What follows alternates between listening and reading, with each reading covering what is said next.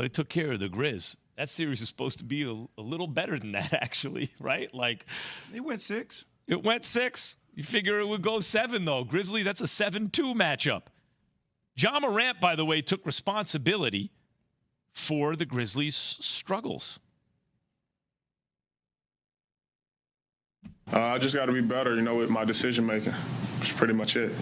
Off the court issues, affected us as a, organization, pretty much. So, yeah, just more discipline. I mean, it's not just that it didn't go 7; it's that they got break speed off them. That's good. That's good, though. He stepped up. That's good. He stepped up and addressed that issue head on. I'm proud of him for that. Now he just got to live it and make sure that he stick by it, right, Jay? Mm-hmm. Don't want to just understand that maybe that did contribute to them getting smacked by 40. I mean, look, maybe it did. Key, at the end of the day, you will have a certain tribe of people that will call them names, call them front runners, and there's an element of that in them to a degree. But can I be in that tribe? Yeah, I mean, sounds like you're in the tribe, we're a little bit in that tribe. I certainly believe that they are front runners. Yeah, well, I mean, but I'll get back to that point in a second. I think the bigger point is when you listen to Giannis talk about failure and steps towards success, you listen to De'Aaron Fox last night saying this is a learning experience for guys who are young in the league or any stage of life. Like, what you do with what you've learned and how you build upon that is the true testament of who you are to me. So I want to see, I like the acknowledgement of it. I want to see him continued improvement to work towards that. Now, the one problem I do have with the Grizzlies, Key, is when the series is over, I don't like the hugging and laughing. You just got your ass smacked, yo. I mean, what you gonna do? Walk off our side of losers? Yeah. No, I'm gonna shake your hand, but I'm angry. Let me see that bitter pill you have to swallow there's a on little your face. there's a little bit of Dylan Brooks who I'm like, all right, that's fraudulent, but at least I know who you are. Like, at least I know who you are. Like, he didn't talk to the media for 3 games in a row. Now, I would address him and tell him to talk to the media and handle it like a real man, but at least he is angry. There's something I know about them. The friendliness and the laughter and the joking. Or is he embarrassed? It's both. It's whatever you want to call it, but at least it's consistent. I know what it is. There's a little bit of the ups and downs where I'm still trying to find out who Memphis is. Like, when Detroit lost, they were pissed. They were coming. They were hungry. There still feels like a little bit of an immaturity with Memphis when I watch them play. Them not knowing what they stand for yet. That's just me. No, I understand. I get it. I understand what you're saying, but the Lakers own them, and they have to respect LeBron and AD and company. And when you get beat down like that, you got to pay homage to what just happened to you. Yeah. Now, me personally, I would have left it went straight to the locker room. That's me. But, Key, I can pay homage to you. You can beat my head in after a game. I'm a corner. You give me the business. Like, I'm going to shake your hand. I'm going to be respectful. But, like, I'm not going to sit there and laugh with you after the game and smile. Well, by the way, really. like, no, this is just me being the competitive person I am. But what if there's a conversation, though, Jay, that they're having? You know how you whisper in somebody's ear, you say something funny, like, man, we just whoop-de-whoop-de-whoop, said something to you, and it made you smile, made you laugh, and so I don't want to get on them too heavy. No, I'm not getting on. I'm just telling you who I am. Yeah, I ain't going to smile at you if you're talking trash to me after the whole thing was a little jovial. You know I ain't going to smile. And by the way, Key, when I'm walking out of the stadium and fans are going, nah, hey, like, all right, I'm going to see your asses next year. I'm going to come here and bust your head open. Can't wait for it. Can't wait. There's a little bit of that, like, where he's, like, joking. Now.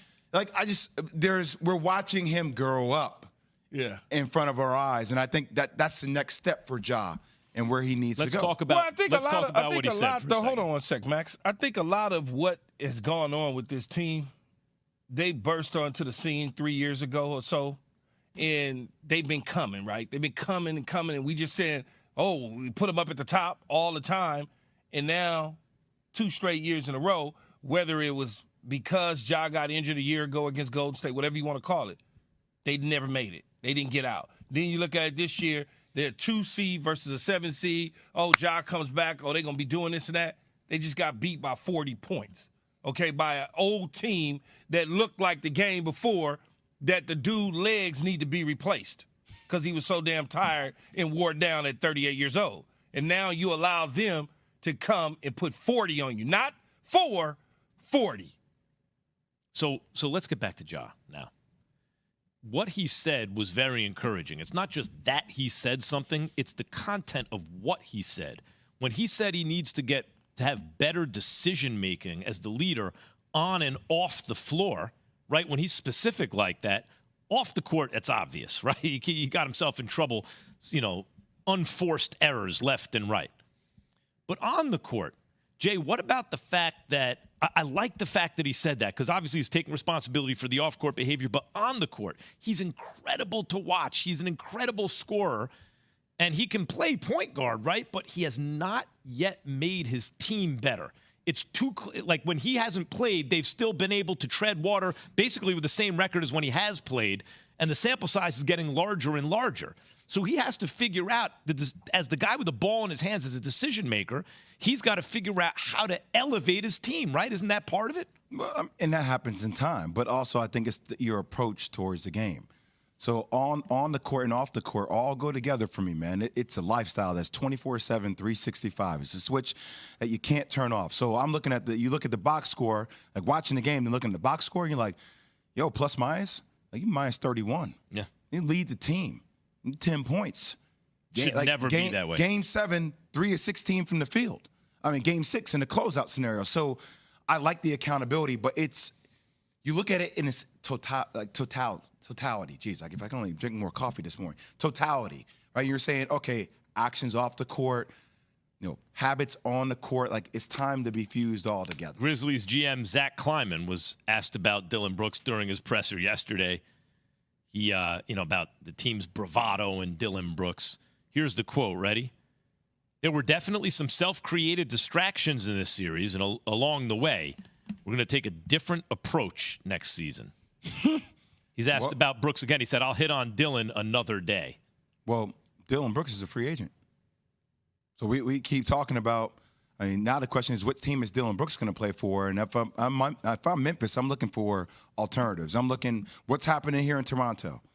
You guys having a mass exodus over there? Masai Ujiri, like you talking about getting rid of OG Anunoby? You talking about maybe Pascal Siakam? Like Jaylen Brown. Are you all NBA? You not all NBA? Like, do you want to be with the Boston Celtics? Would you like to be part here? Because they need some maturity in that locker room. And by the way, since he clapped all that stuff, Key, since game 2 when they got that win, 3 of 13, game 3, game 4, 4 of 11, game 5, 3 of 15, game 6, 4 of 11. Poke the bear. The Grizzlies poked the bear. If you're going to poke the bear, irony. You got to come to the table now and be ready to play, too. I do think like Dillon Brooks, I agree with you. You replace him with Jaylen. I mean, obviously, it's a huge upgrade, and the Grizzlies are fearsome at that point, right? You would think.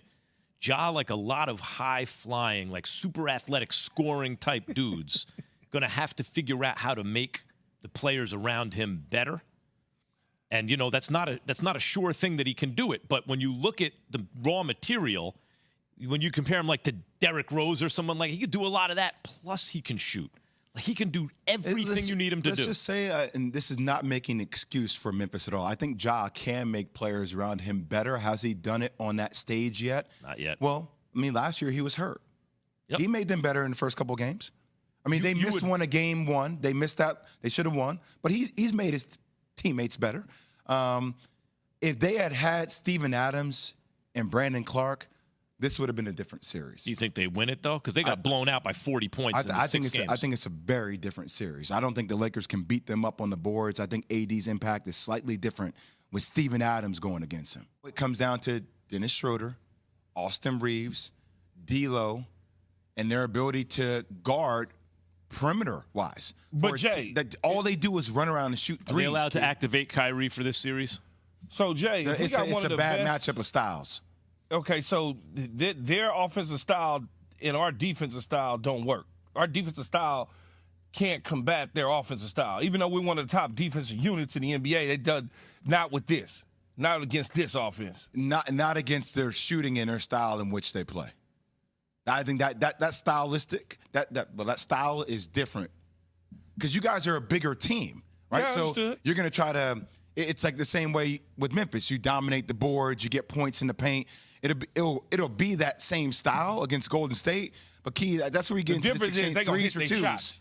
Threes They or gonna hit twos, they yeah. shots, right? When they start hitting those rolls, you got to find a way to slow the game down and get it back down low on the block. Not just, by the way, with like in terms of the glass, it's not just Draymond, it's Kevon Looney.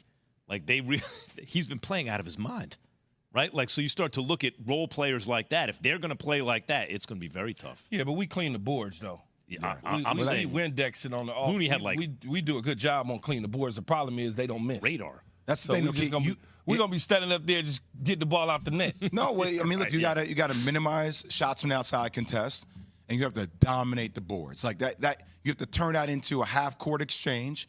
And like, we talk about Golden State being a momentum like team. When they knock down a three, all of a sudden it's 3-3-3, boom, boom, boom, they score in spurts.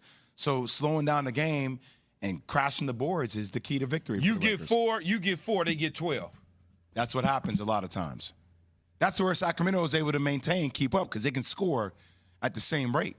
So in other words, you saying we don't have a shot? Got it. You said 30%, something like that, right? 35%. Yeah. 30. Yeah, they have a 1 in 3 shot. That's not so bad. not bad. I agree with that. You got LeBron James and a good squad. You got a shot. I was sitting there. I was sitting watching a game with my little buddy that did the video for us, and poor kid. He a Laker guy, so he really wanted Sacramento to win because he felt we had a better shot against Sacramento. Now he realizes it's Golden State. We might not get out of the second round. Just keep in mind, man, everyone knew the Lakers weren't going to chip up this year, and here they are in the next round. Let's be realistic. And here they are in the